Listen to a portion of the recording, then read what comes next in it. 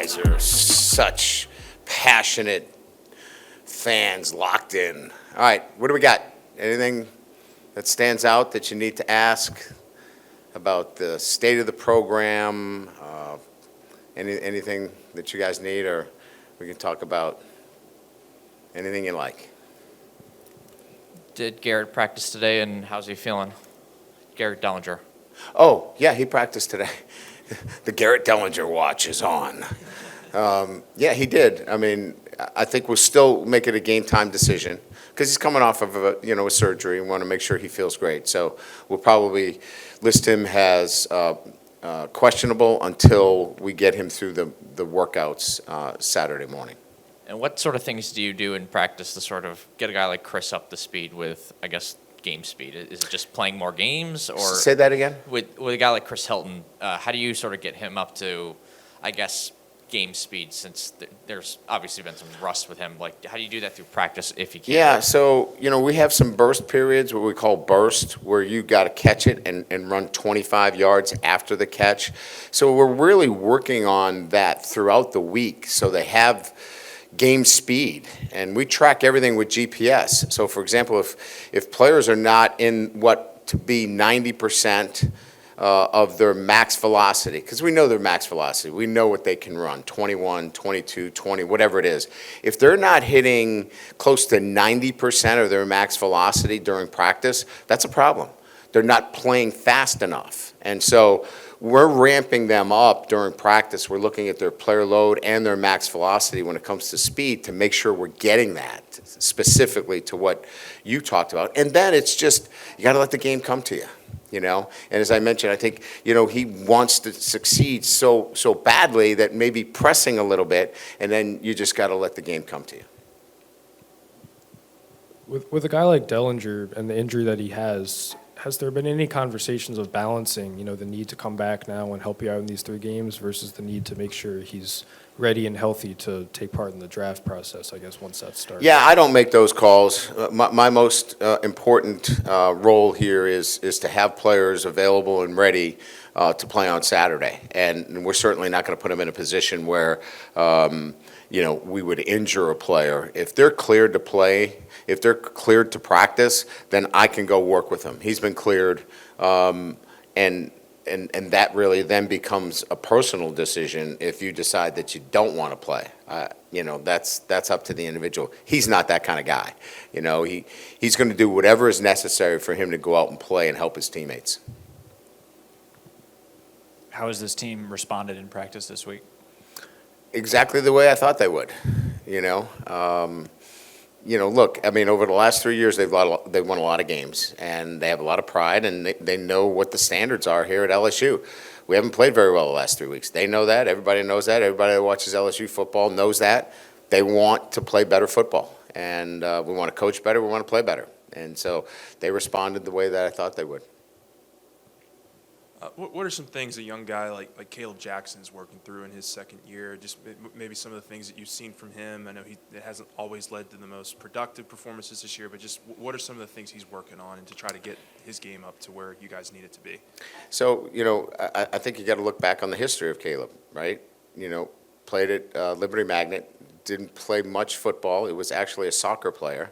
Played very little high school football, and then he came in here and his true freshman year, he ran a couple of guys over, and everybody thought he was going to win the Heisman. And so, he's in a developmental phase. And so the more reps that he gets, the more things that he sees, the more kind of intuitiveness kind of begins to build in so he can break off of things and really do completely all the things that a back needs to do. That's the process he's in. He's still learning. And again, I love his attitude. I love the way he approaches it every day, because he could be a guy that's sulking and saying, I should be getting more carries. Does he want more carries? Absolutely.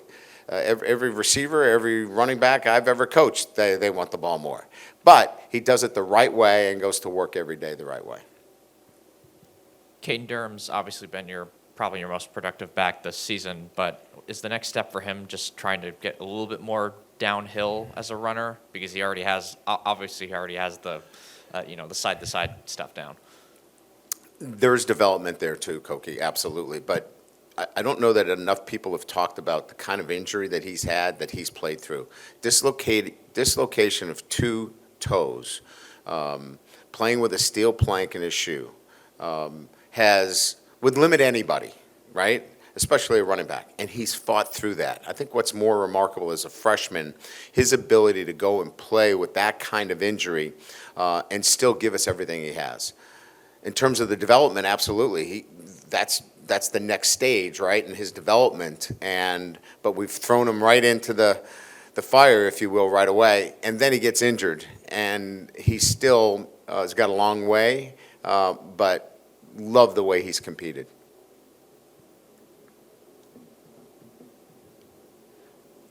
Not typing fast enough.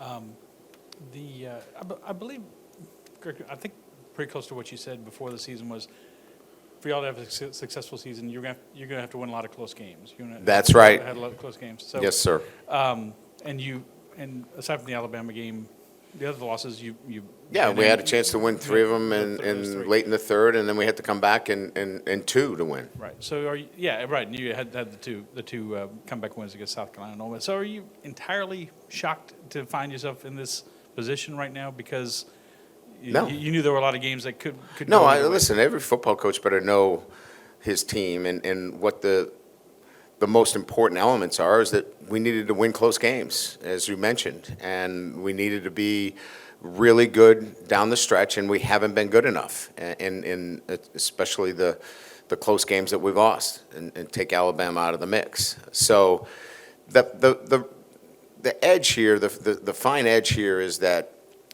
our football team is still working to be the best version of themselves, but we're still building our roster too. And so, look, I understand that everybody's angst and everybody's, want and desire to win every football game we play, but we're building the roster and we're building the program at the same time. And what we needed to do is win some close games this year. And we've won a couple and we've lost 3. And we need to finish these last 2.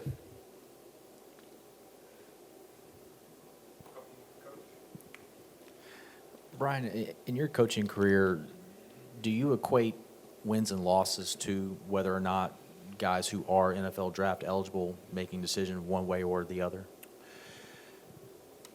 My experience has told me that if their development is on pace, if they're developing at the pace that they want to, and there's a benefit for them to come back, they generally come back because they want to be in the program.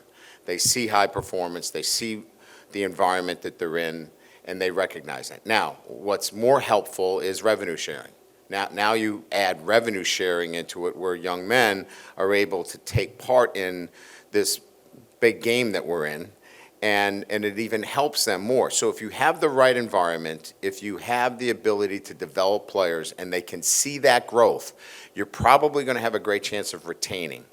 And then you add revenue sharing in there, it makes it even more of a, I would say, opportunity for guys to say, you know what, I'm going to stay, continue to develop, because the NFL is not a developmental league.